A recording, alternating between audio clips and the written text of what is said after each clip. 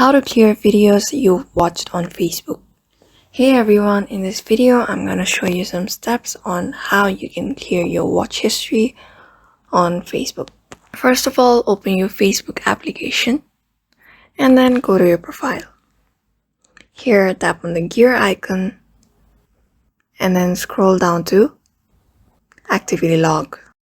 On Activity Log, you can see Public Post, Public Tag. You can just scroll to right and you can see the option called Videos Watched. Tap on it, then you can see the history of the videos that you have watched. If you want to remove just single video, then tap on the three dot and tap on Delete. Whereas if you want to remove every watch history, then just simply tap on Clear Video Watch History and tap on Clear. Then your watch history will start to delete. It may take few seconds, but your history will be deleted. And in that way, you can easily delete your watch history on Facebook.